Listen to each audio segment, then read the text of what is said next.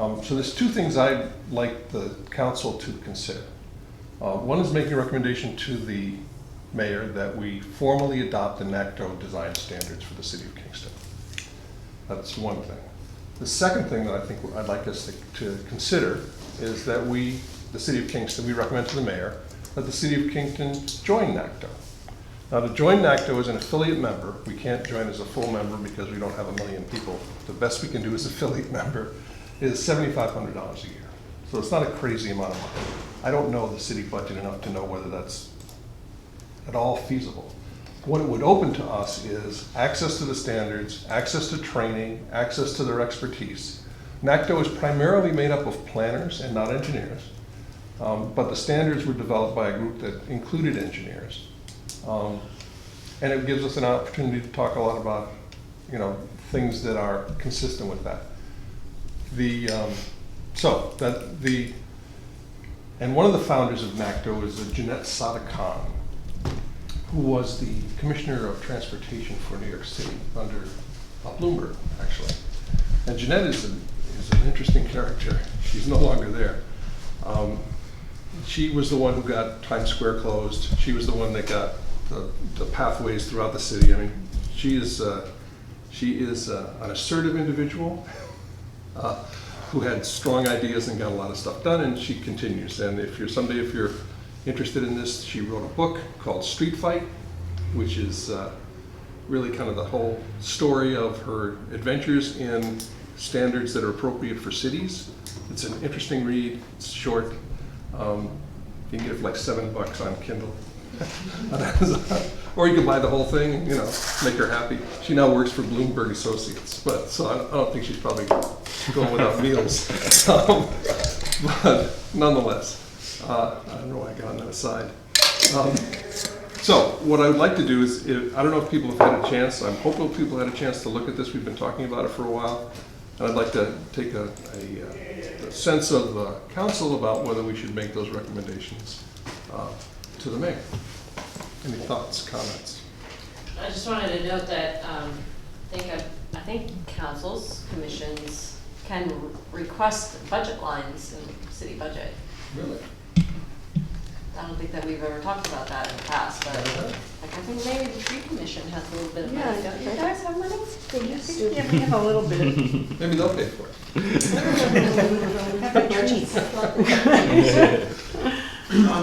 Bob, what are the advantages of adhering to the NACTO standards? I mean, what's the advantage to the city? I'm not opposed to it. I just want to understand. One big advantage that I see is that as people become more and more concerned about complete streets and concerned about travel speed on our roadways and sidewalks and pavement widths and all those things that we hear about all the time. They're driving too fast in my neighborhood. I want a speed bump, kind of stuff. It gives you a defendable, reasonable way to say, here is what the standard for that is. Here is what, because traditional AASHTO stuff doesn't have any of that. Sure. And, so it gives the city a way to say, yeah, we understand the problem. Here are safe solutions instead of solutions that might not be either constructible or safe or operational. Safe solutions that relate to city streets and less, I guess, highway type roads. Right. Another advantage is that when you're talking about things like Sean's project, where they talk about lane width. If you look at lane widths from an AASHTO perspective, you're looking at 12 feet as their ideal, and you got to work around that. Well, NACTO says, in a city, that doesn't make any sense, especially an old city, and you can bring your lane widths down appropriately, for a city. It goes to speed limits set. Okay. One of the things that AASHTO approaches speed limit on is, the 85th percentile, and in the city that doesn't make any sense. In the city, it should be set by what you want the character of the community to be like. Would it support lowering the overall speed within the city? Well, we've been having that conversation about whether we should go to 25 or not, or 25 on certain streets. And yeah, that would be one way to do it. Also, NACTO is now a member of the committee that the council that sets the MUTCD, Manual of Uniform Traffic Control Devices. Because one of the old issues used to be, no, you can't do that because the manual says you can't do that. Well, NACTO now is a member of that and can affect those signs and stuff. So supporting them would be good. Bob, I'm wondering if, excuse me, if I may, if we move to have the city formally adopt the NACTO standards, would the applicable departments, mainly the engineering department and the Department of Public Works, still have the flexibility to essentially consider in certain circumstances when they can be applied and when they may not necessarily be applicable, given cost or other local limitations? Yeah, the answer is yes, and I misspoke. And, you know, having been on the Green Book committee, if you look at the Green Book, it doesn't say AASHTO standards. It says AASHTO guidelines. Guidelines, thank you. Okay. That's all I NACTO needed is to hear. also guidelines. You know, they're not, you know, the practice of engineering Yep. is still encouraged. Let's be fair. So they are guidelines, they're not hard standards. The structure stuff is standards, however, you know, because that shouldn't be, gee, the beam doesn't fit, let's make it smaller kind of stuff. But When you And since say, this council was formed, we've been talking about adopting some sort of complete streets guidelines. We looked at New Haven, Connecticut. We've looked at a lot of different guidelines over the years. We've talked about hiring a consultant to create one just for Kingston.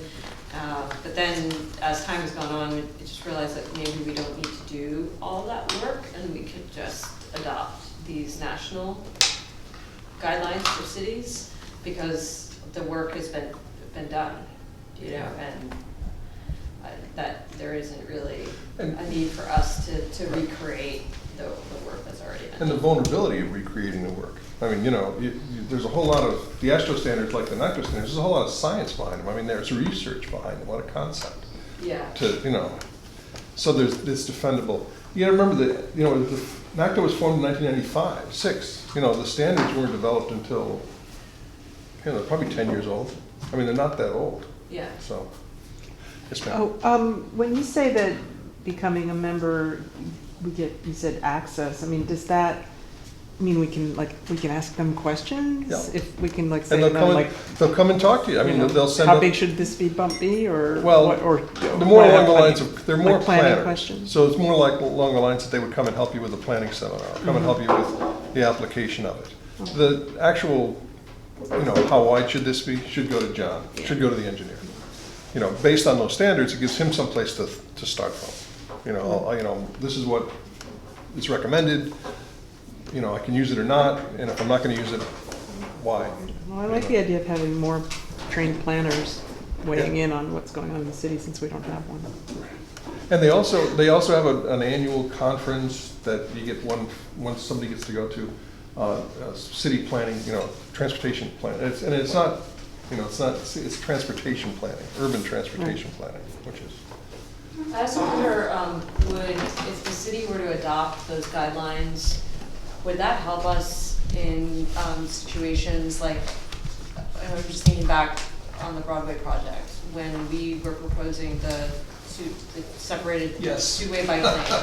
Yes. Yeah, DOT was using really old, I don't know if it was AASHTO AASHTO standard. standards. They were using AASHTO like standard. things They that weren't were that old. 20 They years were- old, right. and we had to really advocate Right. and show all of the data and Right. from other cities who had Right. similar types, you know, it was an infrastructure opportunity or alternative that it just was not even in their, like, Right. Wasn't even in Sphere there. of- Because the cities are, you know, we forget that the Department of Transportation, New York State Department of Transportation has no jurisdiction in cities. The only reason that they gave us a hard time is because it was their money. Okay, Yeah. the only way they can influence it is their money. As soon as you cast into a city or a village in New York State, the State Department of Transportation doesn't have any standing. Okay, the cities and the villages do. So, except for when it's their money. right. Now, if it's their money and our standards, and we can say NACTO, these are NACTO standards, they're accepted nationally, a divided two-way bike lane as is being constructed on Broadway is consistent with NACTO standards. John pointed that, John, you know. I'm just found saying it that. might help us, Right. with- you Oh, know, if we're definitely. using their money again. Right, it Let's put it definitely- that way, Right. you know, to be able to say, you know, these are our standards for our city and. Right, we're members, we've adopted it, and we have other people that will help us in the battle. Yeah. it strikes me in terms of timeliness, I mean, personally, I don't know whether $7,500 a year or not is worth it. It's hard for me to say until I take a look at the fine print, if it's worth it for the city, especially year to year. However, the city's about to embark on a pedestrian bicycle master planning process, which is, it's a big undertaking. And while the city has a lot of talent and staff to draw from, it would not hurt to have a nationally recognized agency to draw from their experience as well. That might be a potential benefit, maybe if only for 1 or 2 years while that project is underway, it might be advantageous. And we could play, I mean, ultimately, we could play a role in the development of those standards, and another, you know, some bright young guy like Greg could go and be a NACTO representative. No, you know, that's how it works. I mean, that's how it works. That's how it works. That's how long we begin. So, my question stands. Do I have a motion? I need 2 motions. Yeah.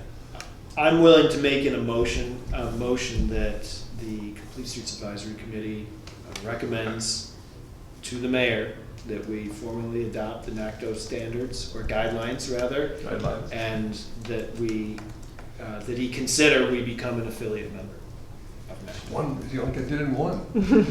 I'll second. I'll second. Oh, any discussion? No, I think it's a good one. Okay, all those in favor? Aye. Any opposed? Any abstainers? Okay, so, all right, what I'll do is I'll draft a letter, a memo to the mayor, and send it around to everybody, and then we'll send it to him. Good? Okay. All right, that's it for old business. New business, no, old business, sidewalk improvement district. Do we want to talk about that, or do we want to postpone our discussions on that? I think just give a general update that we are looking at what the timeline would be with corporation and council. So this is a project where it would need to go, or potentially need to go to public referendum. So we're looking at that, and I don't have any other updates other than that, really. You know. So my proposal is that we don't start our robust conversation about this until we hear back from the corporation council about timing. We don't want to get ahead of them, or, you know, so let's see what happens with, he's been briefed on it, he knows what we're talking about. Does that make sense to everybody? Mhm. Yeah, and once we have an idea of what the timeline would be, then we probably would need some people to help with outreach and materials and communications and things like that.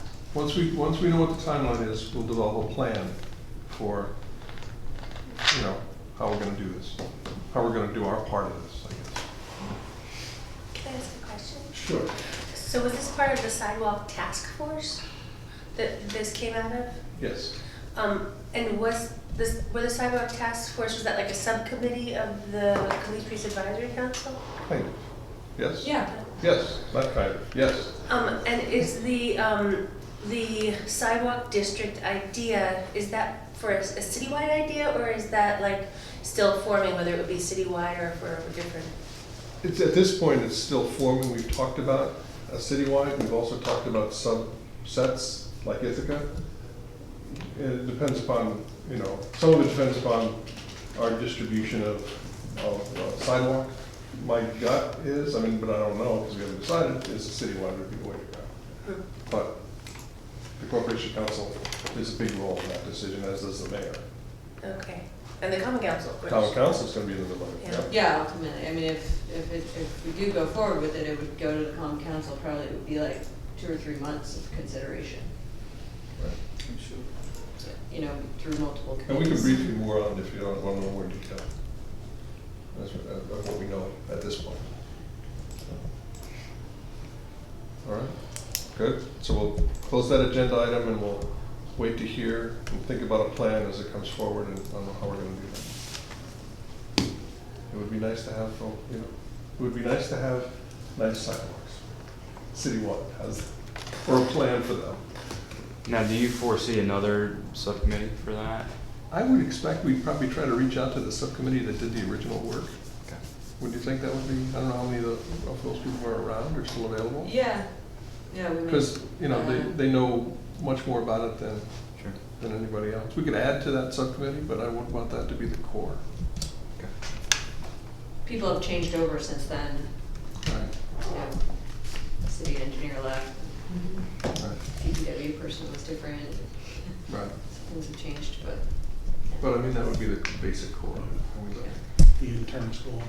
the intern's gone. The intern's gone. She was good. Yeah, she was good. Megan? Well, both interns are both of gone. them. We had to Gabrielle? Yeah. So, yeah, we look at, that would be the core, and then we look at it, learning more about it. All right, new business, street trees. Who put this on here? Not me. Did I? I don't know. Oh, was it me? It wasn't Oh, I thought it was Sarah. No. No, it wasn't Sarah. I did kind of misspeak. I mean, people are responsible for taking care of their trees. It is just generally not a lot of work. You know, trees pretty much take care of themselves, except for the leaves. And the sidewalks. That takes a long time Okay. with a new tree for the sidewalks. Basically, I don't know how much homework I can do about that. It's like push, Anyway, every I day just- push down on it. Yes. What bothers me And the is neighborhood. too many people put the wrong tree. Exactly. You know, you don't Exactly. put a swamp maple in the middle of the median.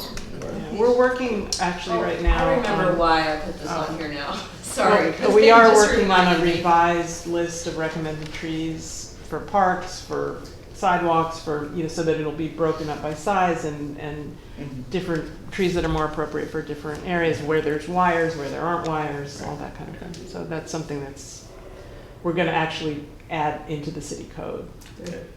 Those pear trees that smell bad.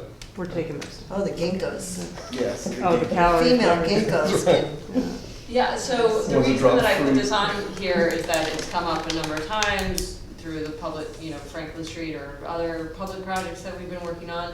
And I wanted to know what would be the Complete Streets Advisory role and what would be things that we would need to work on around street trees, or is that something that the tree commission would be working on and then communicating to us? I wanted to sort of get some clarity around what is our role as this council, and, you know, I don't know if it's worth thinking about some of the issues that we have and, or any of those that this council would address. I don't know. To take a step back, we, about 2 years ago, spent a significant amount of time while we were doing the sidewalk improvement district, looking at new standards for the city that I believe were adopted, that considered things like permeability, tree wells, and things of that nature that were intricately related to the sidewalk right-of-way and trees, and the health and well-being of trees, and so that the trees don't interfere with sidewalks. Were those, I'll bet you, I bet you there's a section in the sidewalk code that was adopted, but last year, year before, that covers, but I don't remember. I believe they were adopted, and I'll have to go back and pull the code or something, take a look. It would seem that our work, if that is the case and they were adopted, it would seem that a lot of our work is done to an extent. I don't remember if we got into, Yeah, I don't remember. if we got into specific species of trees. But I know we did talk about, I believe we talked about tree wells, tree grates, all those kind of things. yeah. I Right. don't know that we got into specifics on, Yeah. I know, like, but I would think the tree commission would be more of a. in looking at the Right, Franklin right. Street project, I think about the barriers that can be put in place to prevent the roots from interfering with the pavement or the bluestone, and that would be Cornell Put it- Street almost or put it like a Cornell sleeve soil down there. and. in structural Yeah. soils, exactly. I mean, those are critical best practices that we need to be always considering when we're doing sidewalk and or tree work. But if it's in the code, the work is done. Just refer to the code and make sure we're enforcing the code. So I'll have to look. So that would be an action item, would be to check, you know, did we address, I don't remember. So, It was, Probably- Gabrielle. You probably never Gabrielle. read the sidewalk code edit. I've actually read parts of that. Gabrielle had great stuff in there. She had You some get a landscape lot. architecture. Yeah, she was the landscape architect, yeah, it was good. Oh, wow, Everything she did. crazy guy. But, yeah, I'm not sure, I mean, one of my, issues or challenges, I think, or not mine, but the cities, is that as we go forward with projects, I think we do need to get clear about responsibilities around trees, and yeah, what do we do if somebody doesn't want a tree and we're putting it in for a public project? You know, there are all these sorts of gray area questions that I don't really know. Yeah, and that certainly came up when we were talking to the business owners on Broadway. And some of them just flat out don't want a tree in front of their business. That's right. Covers a sign, it's a pain in the neck, the Yeah. leaves fall off, I don't want I it. don't wanna be bothered. Right. Yeah, but I mean, ultimately, the decision that we made in that particular case was to install, I mean, some of that had to do with grant funding. We had to have a certain number of trees and we had to have a certain number of green infrastructure, and we. if we Oh, didn't I do that, love then the, I we love the wouldn't tree get if I don't funding, have to you know? maintain it, I'm just So- saying. I, you know, many Yeah. years ago, well, even now, all I know is that everybody loves a tree until it becomes an issue. Right. You've got tripping hazards, you have a number of things that are happening, and the property owner will say, well, I didn't plant the tree, okay? This is a city tree, it's in the city right away, that's your problem, okay? Cities, of course, being strapped for cash and manpower, usually like to say, oh, you wonderful homeowner, you wanna do it. I just know from personal experience what happens when the tree has to be removed, and there is the option, usually because the arborist has said, we gotta take this tree down, and then there's the option for the property owner who says, and don't replace it. Right. I mean, that is my question, because that might happen, that's all. Sounds like a tree commission. I mean, there's a lot, there are a lot of opportunities for education. I mean, there are studies that show that if you have a tree in front of your business, it's good for your business. I guess I'm gonna be a But pushback. you can't I just know. not have trees because No, people no, might no, complain about them and believe someday. me, I'm not suggesting that. I'm just saying that sometimes you're going to run into a property owner that refuses to be educated. I guess that's the best way I could put it. That's true with everything. Right, so just, Yeah. you know, But I think that's one of the reasons we want to change the species list so that people get trees that aren't going to be a big pain. I mean, that aren't going to heat the sidewalks and, no female ginkgos and things like that, so that maybe, I mean, you have to clean your sidewalk anyway, so, twice a year you rake up your leaves and get on with your life. I think there are limited circumstances where the Complete Streets Advisory Committee needs to be weighing in on these issues because we have a tree committee. And I think that's largely the tree committee's area of expertise, and we should rely on that. I think some of the areas like well covers and the existence of wells and some other of those specifications definitely has some relevance to our committee, but otherwise I think we rely on the tree commission. We've got plenty of other things to consider here. Just for, when we met yesterday, the tree commission met yesterday, and one of the things we're trying to do or planning to do is to reach out to every board and commission to say, if something comes up that has to do with trees, let us know, because a lot of times we don't know. So we could leave it there. If something comes up, and I mean, I'm on this commission now, so I'll know, but, You'll know, right. if I wasn't here, or if I mean, so that the more that people, because sometimes we don't find out about this stuff until it's it's too late. And we have an arborist on the commission who is a big believer in saving trees when they can be saved, and we did save 4 trees on Pine Grove, dug them up and replanted them. And so the more lead time we have, the more we can do that kind of thing. Because it's not that hard, and we're talking about maybe trying to have a tree nursery somewhere in the city where we could dig up trees and hang on to them until we have a place for them. There's a lot of stuff we could do if we know what's coming down the pipe. Talk to the land trust. Yeah, they're actually Friday, they're going over there to look at a space. Cool. With the commission.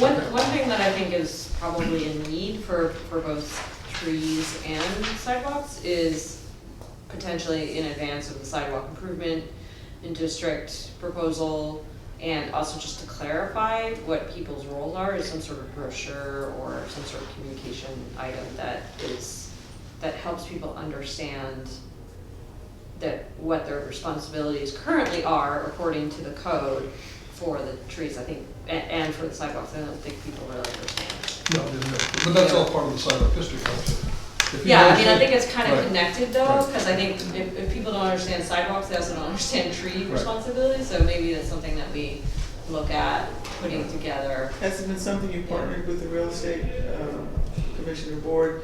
When you buy a house in Kingston, I recently bought a house in Kingston, and no, I don't have a street tree, but I would have had a different understanding of it. A lot of times, even as a new homeowner, you don't know this. It's a great idea. I've served on the board of realtors for many, many years, and I think that that's a really great thing to try and let them know, but keep in mind, unless you target some of the realtors who really work within the city, they are selling in New Paltz, they're selling in Kingston, they're selling in town of Ulster. No, I get that, but if they're selling within the city of Kingston, at least in certain should be a areas, there could be a brochure or brochure something that says, you're a that's new also Kingston there. homeowner, this is Right. what you should know. Congratulations, welcome. Right. By the way, let me tell you what Take your care of sidewalk. your tree. Now you gotta prune your tree. Or even in conjunction with your new homeowner, this is when you put out your garbage, this is when you do this, by the way. I mean, there are ways in which you could Yeah. work that so that it's not so onerous, it's just kind of an information Yep. sheet that would be given out maybe at the time, I don't know, at the time of closing or whatever, but I know in the past, I've enacted a number of things through real estate people because that was the They're your best first line of mechanism. defense. Exactly, Yeah. to do it. Do you mind if I just, this was also a conversation at the HLPC, to talk to realtors as well. So it might be something that a few boards and commissions would wanna get together and talk about. They were talking about the bluestone sidewalks, vinyl siding. A lot of realtors in Kingston recommend vinyl siding before you put your house on the market. And they make no distinction of whether it's in a historic district or not. How the codes connect, yeah. Okay, parking issue, I have two more items. Parking issue on parking issues in bike lanes. Yeah, since I'm on Hurley Avenue all the time, people are parking in the bike lane. And there is no signage there saying they can't. I don't know, what we should or could do about it, but I think it's something that's an issue.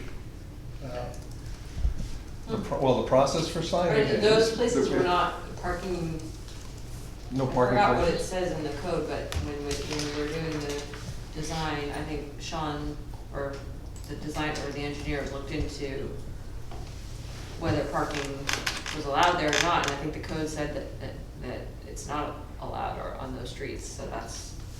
There's no signage on Hurley Avenue prohibiting parking, That's right. and people park there. Mhm. And they park on the sidewalks too, but that's another Totally ongoing another issue. matter. Which is- we know At is. least the guy that parked his trucks on the front lawn isn't there anymore. So No, are no. people parking for a long period of time in the bike, like all day? In the bike Nighttime time? especially. In the bike lanes, it depends. I've seen the same vehicle there, as I left and went back to my home, several times over the course of the day. It depends. And there's certain spots where it's a recurring thing. So should we mention this to John? Yep. Yeah. That he So might you're do recommending something? signage, because we do have to go back Well, out there I and think and it's more the repaint. signage, because we're gonna have more bike lanes in Kingston. Right. I mean, we need some kind of a policy that if we're putting a bike lane in, that means there's no parking in the bike lane. Sure. And, so we need to have, Yeah, well, there's no parking in the bike lane, I mean, that's, Right. and not having a sign. there's no signage. Right. Yeah. And, I mean, right now, though, on Hurley Avenue, they're treating the bike lane as another driving lane Yeah, parking anyway. lane. Well, so, yeah, I guess I'll see what's in the code as for what Kristen said, and then if there's something in the code and there aren't signs there, then that's something we just have to do regardless of whether there's a bike lane or not. And then that piece where there is, there are parking restrictions, which runs from about, I think Shamrock Drive to the road into the municipal lot by the stadium. Yeah, I think it's that section there. yeah. They shifted the bike lane out to leave a parking lane, and Right. people are driving down the Yeah, parking That's really lane. confusing. Oh, really? And, Yeah, because the bike lane curves across. Right. yeah, it curves across with a dotted line, but people. And that area is getting repainted in Yeah. spring. Right, and that There's a was plan for addressed that. in the last Really? meeting. Okay. Yeah, I've we seen it talked back about up that, as right? much as I have since they Yeah, redesigned because, it. you know, school Turning buses, left. KPD, I think nobody's paying attention Yeah. to that bike lane. I Yeah. think that's gonna be redone, and they're gonna have the bike lane go straight and move the parking and all that. Yeah. We talked about So it's the training issues around bike, well, we had the same issue with the roundabout when we first built it. People just didn't. That's an ongoing I'm issue. sorry. Right. Still that can't again. use the roundabout. That's for me. that. Oh, we're gonna have fun. There's quite a few that haven't figured out that roundabout. It's not a good I'm one. wondering, do we have to have like something in the code that says parking is not allowed in bike lanes? I don't think that we need anything in the code that says that. I mean, I'm just I think wondering, that's in like, the what main- if- I think what that's if in the today- uniform- I think it's in the vehicle V&T code. I don't think you're Really? allowed to park in bike lanes, or bus lanes, or travel So- lanes. Just so travel lane. if today, like, if our parking enforcement officers Yeah, you went can go out out there. and they put a ticket, Yeah. Right, it's something that's enforceable? Yeah, yeah. which I'll mention to Dan. It's like parking in a traffic lane. Yeah. Well, maybe parking we in need a to make this crosswalk. public knowledge. Parking crosswalk special, it's on its own, costs Is extra. there enough room to park? Yeah, is Oh, it a yeah. floating lane? Hurley Avenue's, you know, quite Wide. wide. And the bike lane, I'm not saying they're completely in the bike lane when they're parked. You know, they might be hanging a little bit over the, traffic lane line. Okay. But they're parked there. So Yeah. one way or another, a cyclist can't use the bike lane. You're not supposed to key in when you go by that. Well, now we have New York City issues, people. Right? Yeah. We should Brooklyn feel comes a long advanced. way. It's good, that's a Um, good thing. The last thing I wanted to talk about, and then we'll go back to we did a Department of Health grant? No. Yes, Yes. we submitted it. You Yeah. submitted it, you Yesterday. did a great job. I spoke for the Complete Streets Advisory Council and said it's a wonderful idea. There's work in it to do pedestrian improvements. What Yes. else? What else is in it? Right, so there's active access for physical activity. So we were going to support the Green Line because it connects everyday destinations. That's what the grant was asking for. Then the other aspects are health related. So food service guidelines in community settings and places there's food that is served and also vending machines. Early child care. Physical activity and nutrition, we're going to subcontract it out to the family at Woodstock for that. Physical activity and nutrition in schools, the Cornell Cooperative Extension in Worcester County, we've subcontracted with them to do that work. Both of those agencies already work in those areas, so they're very good partners. And then lastly is communications about transportation. Or not just transportation, that's where my head is at right now. Communications about all of these activities and health-related, other health issues. Specifically for Complete Streets, we would definitely like to communicate about the issues about like bike lanes, how to use them, that kind of stuff. So that would be part of our marketing plan that we would roll out if we If we got win this the grant. Right. If we win the grant. So it's an operational thing for us, primarily, in It's some way. mostly programmatic Right. money, and so it's different in that there's no match, so, and it's a nice chunk of money it's a 5-year grant, and it's mostly for programs, around education for public health issues, but a little piece of it is for physical activity access. And so we might have a little bit of money to use for either design, we call it small capital projects on the Green Line.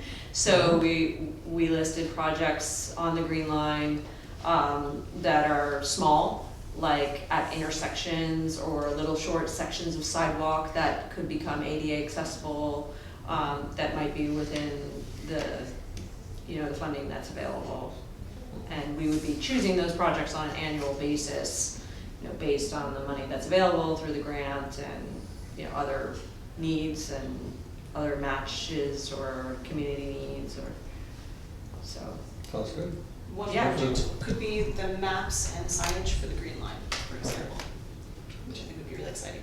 Yeah, or a little bit of funding could be maybe used for a pedestrian kiosk, that was part of the wayfinding plan, or So I spoke to the council and said it was a good idea.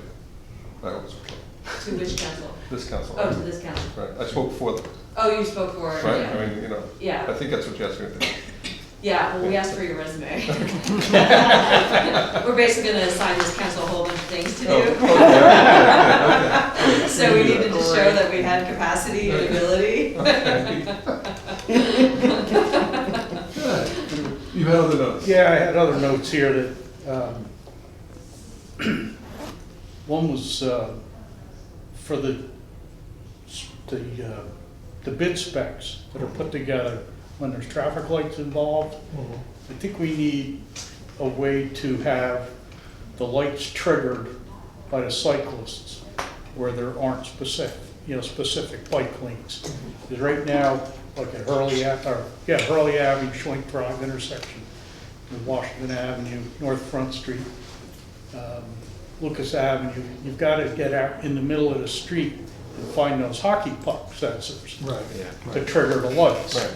And I don't know too many cyclists, except me, who will get out in the middle of the street and trigger the lights. Right. Same for motorcycles. Yeah, and most people don't know that that's how you trigger the lights. Right. They just know they pull up and the light gets triggered. Right. They're moving toward, and maybe we can encourage the city to do so, moving toward motion detector.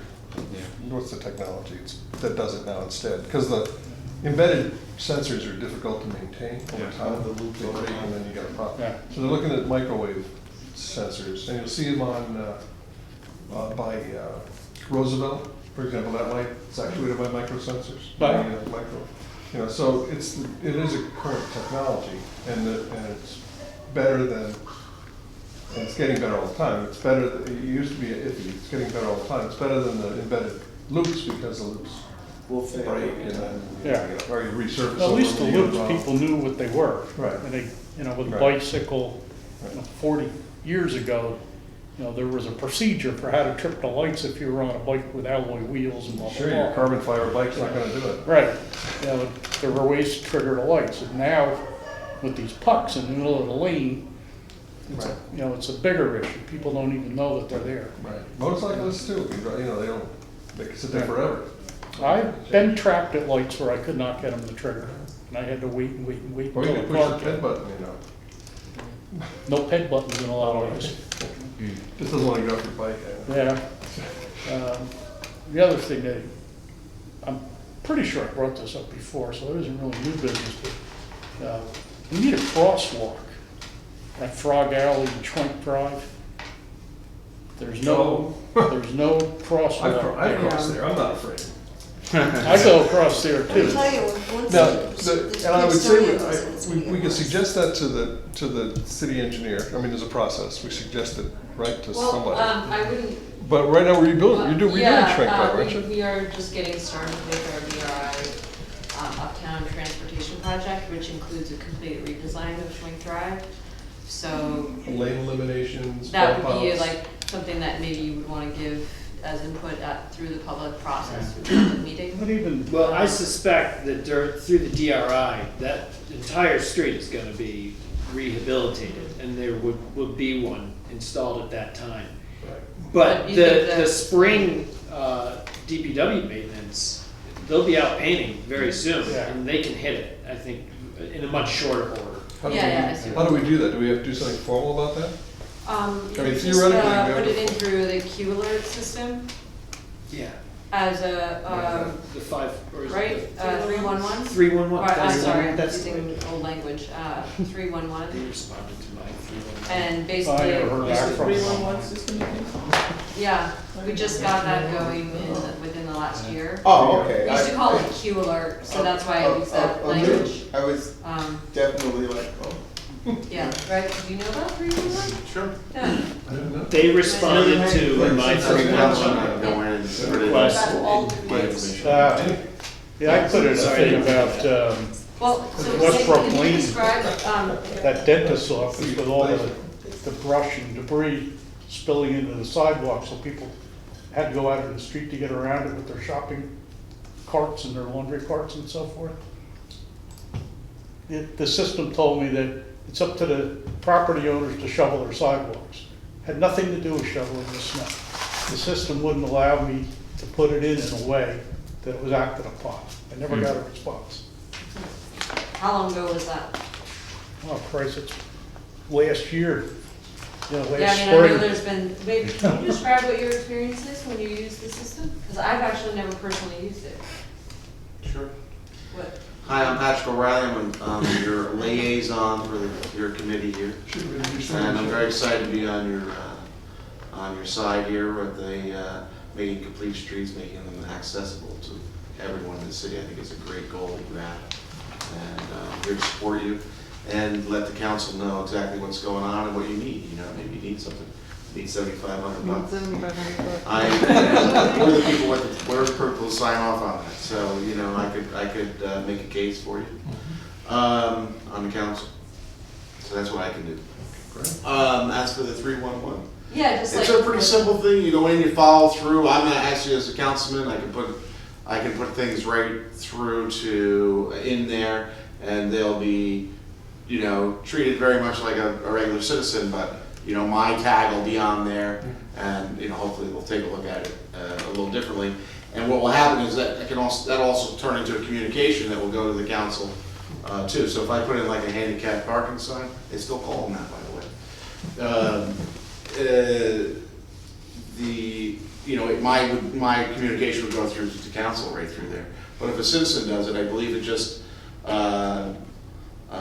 you put in your complaint, and then they give you a number, and they're supposed to get back to you, and they're supposed to keep you informed, and it works fine. It works fine for me. So it's a pretty simple process, and you're on a queue, and they're supposed to, you know, the correct department's supposed to get your whatever it might be. The DPW might get it, or the engineer's office might get it. They'll take a look at it, decide what your request goes to. So it's really nice, actually. But there's been glitches. Don't get me wrong. There's been glitches. People missing stuff that didn't get through, just like you said, or people not getting back to you. That happens, human error. Okay. This is a online system. This isn't a call-in where you dial 311. You can call 311. Oh, you can call 311 Yeah, too. you Okay, can. that's right. Okay, I'm more familiar with the call Yeah, 311. and Probably you during took us regular a- business hours, right? Yeah, Yeah. Okay. we called it Q Alert for a long time because we couldn't call, but then I think IT finally figured that out, like Verizon didn't route it the right way. or something. Okay, so you now they can figured dial that out. 311 and Yes. a voice will pick up and you. I don't know if, no, it's funny, I'll try it. You should try it. Okay. But maybe if you didn't get what you needed, you could call your alderman and have Sure. the alderman put it in, and then it's They're getting paid. They're getting paid. Might as well make them work. I can say thought that I was used it. Steph. They were very responsive. They added stop bars and a stop sign at Union and North Street where I thought a dangerous situation. It was addressed within 2 weeks. I was really impressed. Yeah, if the DPW can do it, they'll just go out and do it, you know, without, you know, but if it takes, a process, then it could be 2 months. Yeah, it's almost It could be better, 2 like or 4 sometimes months. people come into my office and tell me about an issue, and I'm like, actually, go put it in 311, because by the time I might mention it to the engineer, and then they forget that I mentioned it, but like, if you put it into that system, then Yeah, it I'm pops actually, up. there's an issue in my neighborhood, I just go put it in there, it's probably better than. Yeah, you should, I probably should. No, it works, it seems to work really well. Our DPW's been very proactive in the city in the last couple of years that I know of. So they've taken care of issues quite quickly for me. When an issue arises in my ward, I put something in, and I'm pretty satisfied with their response time. Yeah, it's good. Okay, I don't have any announcements or events or updates or communications. I have You two. do. Yes, okay. Brief ones. The first one is regarding the traffic signal warrant study. Yes. It is still ongoing. It is nearing completion. We added 3 additional intersections to the 8 that were originally examined. Those intersections are Lincoln and East Chester. Over here on Foxhall and Prince, and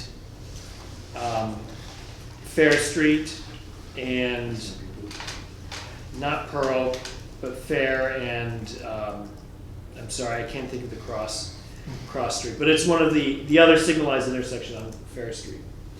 None of those signals met a single one of Is it the St. warrants. James? Yes, I think. Yeah, I think There's a so. light Wall there. Street, There's a light yes. there. So the recommendation for those signals is four-way stops.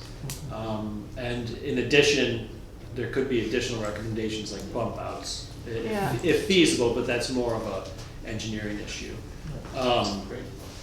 So that study will be complete within the next several weeks. We just got the additional draft revisions last week.